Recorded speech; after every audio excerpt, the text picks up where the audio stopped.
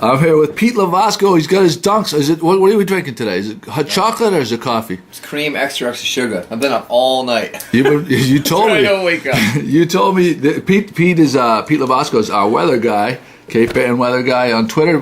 Did you change over your Twitter handle or something? I did. You can get Why? me at Northeast Stormwatch. For some reason, my account was hacked, Oh. and I had to go through this whole long process. Whoa. So all my followers, over 700 that I had, Yeah.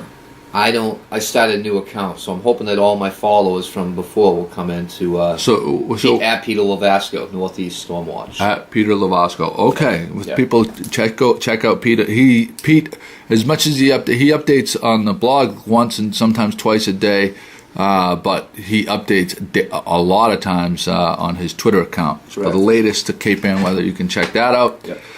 You were up till 2:00 last night checking the models. You said. Joey, I was up until 1:30, 2 o'clock in the morning watching the Euro come in. And I got to tell you, like we spoke before, I've told you this, a week ago or more, that something like this I could feel was going to happen with a pattern change. You get all these different pressure changes, you get the warm, you get the cool, you get the big clash, and then you get the big storm. The thing with this storm is so tricky because we never experienced anything like this in our lifetime as far as the pressure drop's going to go. They call it Bombogenesis. This storm is going to bomb out tonight through Wednesday morning in less than 24 hours. Well, let's say this. In 6 hours, the pressure is going to go from 1,001, 1,002 down to 984 millibars. And a fisherman would know that is a strong gale to almost storm right there.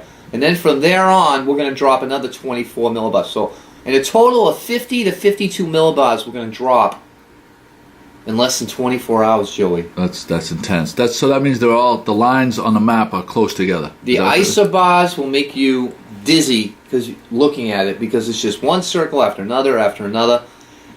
And the scariest thing for me, I've never witnessed anything like this in my lifetime. You haven't, your grandparents haven't, your parents haven't, none of us have. This is going to rival the perfect storm. This is going to rival the blizzard of 78. Jesus. This is going to rival the 2013 blizzard. What are the tides like when it's going to be the worst? I think the worst of the tides right now, but I can't be, completely accurate on that. Confident. The worst of the waves and the tides will be down on the Cape and the Islands. I think there's going to be a 2 to 4 foot storm surge down there. However, with that being said, we have a storm watch off our coastline right now for mariners. I easily see winds gusting over 50 knots, not more than 30 miles off of Cape Ann. And I know a lot of the fishermen go out to George's Bank. Right. Where else do they go, Joey? They go to. Do they go farther out? Jeffrey's Ledge? Yeah, Jeffrey's Ledge and stuff like that. But and also, do they go out? When they go on those week trips, right? Or some do. 3, 4. We don't have as many of those trip boats as we used to have. Right. I'm just saying because I want to let them all know. I don't want any fishermen going out tonight. Yeah, no. And if you're going out tonight, be in by 10 or 11. You don't want to be out there Wednesday morning, early between. Is this a pure wind event, or is there moisture involved? This is a storm, like I said, I've never witnessed before. The structure of the storm will be key. If the structure of the storm is widened, then I think we all could get into the heavy snow bands because we're going to have a strong northeast wind. Where's it going to pull the moisture from? Because right now it's the air is dry. Right. There's a low pressure system over the Great Lakes. That low pressure system's got a lot of energy to it. It's going to dive to the southeast. A new low that's now in the Gulf of Mexico is going to go over Florida. They're both going to team up over the Carolinas. Oh. Okay? Now, the GFS wants to bring the storm out to sea. Earlier, it wanted to bring it up, bring it out, bring it out. Oh. The NAM and the Euro, especially the Euro, after looking at last night's computer models, Joey, they want to pivot. The storm gets so intense. Because, see, we don't know what will happen with a storm this intense. The blizzard of 78 originally was called for a miss. Do you remember that? I don't. I was 7 years old. But I remember the aftermath and the photographs. I was 7 years old. And that's when I fell in love with the weather. Oh. But what's going to happen is the storm system itself, when it bombs out, can have a wobble room. So what could happen is, and what the Euro was showing, is that it could move to the northwest, wobble to the northwest, and then pivot a little bit closer to the coastline. Those damaging hurricane force winds are not that far offshore. Any deviance in the track by 25, 50 miles west is a whole different ball game. And for right now, for Cape Ann, Gloucester area, I know a lot of the meteorologists are going for. You look at the stations; they're all different: 2 to 5, 1 to 3, 1 to 2. My most accurate forecast, Joey, for us tonight and tomorrow morning is a 1 to 2 inch snowfall. Okay, only because I think the heavier bands will stay offshore.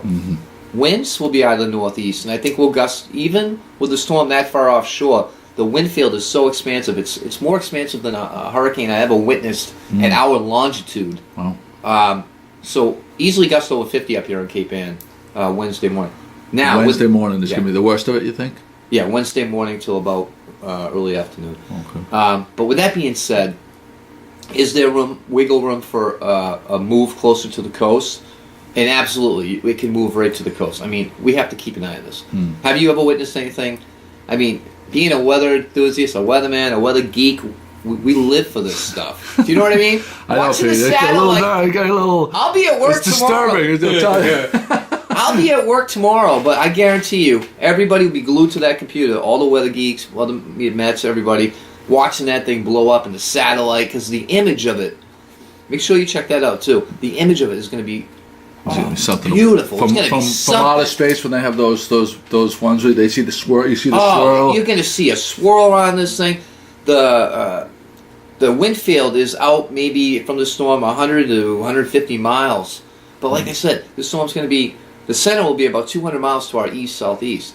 But if you get that pivot, and you get something that drags it closer, which I don't see not stopping it, then that heavy snowband comes into Cape Ann, and that blizzard watch that's down on Cape Cod comes up to Cape Ann as well, and then we're all in it. So how do you think, like, these big time, the guys that are on TV, like Matt Noises of the world, Eric Fisher and stuff? Yeah.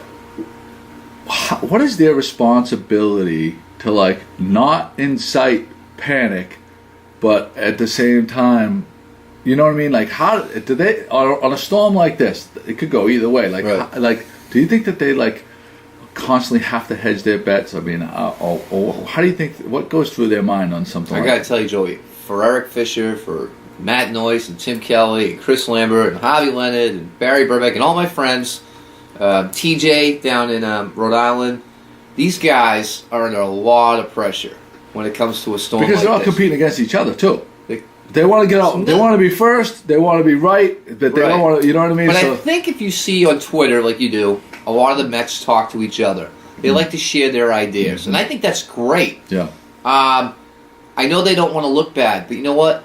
Not every meteorologist can be perfect. There's only one person that predicted the blizzard of '78 correctly, and that was Dick Albert. Correct? Yeah. I think it was Dick Albert, or Bruce Schwegler, an old friend. I was having this conversation with, I think it was with my sister. If it wasn't, it was with someone else. But we were talking about you, and we said, and they said, calling you, basically saying the crazy weather guy and stuff. I says, Pete is full tilt. Yeah. I says, Pete's full tilt weather. Like, she said, she goes, I'm so sick of these weathermen, the 50-50 weathermen. They always try to hedge everything with the 50% this way, right, 50% that way, so they never look like they're wrong. I says, that's what I love about Pete. I says, he's willing to go out on a limb, and he's full tilt. What he believes, he's going to tell you, this is what could happen, as opposed to trying to hedge all the time. It's full tilt weather with Pete. Right. I may come out looking like I'm talking panic or anything like that, but I'm trying to be as most accurate as I can, and I say what I got to say. There you go. And that's the thing, because you have to be safe than sorry. With this kind of a storm system, again, these Mets, myself, I don't think we've ever witnessed this in our lifetime. So we don't know what's going to happen when this thing bombs out. Could it? It could just shunt all the heaviest moisture way to the north of it, like in a tropical system. I'm gonna say though, it was 5 or 6 days ago. I don't know if you tweeted me or you texted me, but you said, Joey, next week is going to be an absolute monster of a storm. And I was looking on Twitter, and I couldn't get any evidence of none of these weather guys were talking about this the way you were out in front of this. And So we'll see what happens, but we'll see what happens. Just make sure everybody stays in port. Let's ride this one out, and like I said, worst case scenario, we get the heavy winds, we lose power, and there could be structural damage and a lot of snow. Best case scenario for Cape Ann, 1 to 2, maybe 3 inches at most, and winds up to 50 miles per hour. I don't see coastal flooding right now. As of now, for Cape Ann, maybe a little minor splash over a time of high tide on Wednesday morning. But what is the tide going to be like at 10 o'clock? What the worst of the storm? Wednesday morning tide. So is it high or low when it hits? High. It's going to be. I think it's high. I think tomorrow morning's high. High tide. Yeah, Wednesday morning. But again, Joey, if it's 50 to 75 miles further west, then that splash over could. Which be direction is the wind going to come from? The northeast. Oh, all right. Well, in this particular part of the harbor, it comes over the hill. We don't get affected so much. If it was southeast, southwest, it comes straight up the harbor, and those are the worst for this harbor. Yeah, Rockport, Bass Rocks, Atlantic Road area. They'll see some big waves. There'll be big waves. If you're a surfer, get that wetsuit on, but go after the storm. There you go. Don't go during the storm. All right, Pete. Thanks a lot. All right, Joey. We'll see what goes down. We're going to put this up this morning. Get the info out to the people. Pete is your Cape Ann weatherman. Good morning, Gloucester. Have a great one, Gloucester. All right.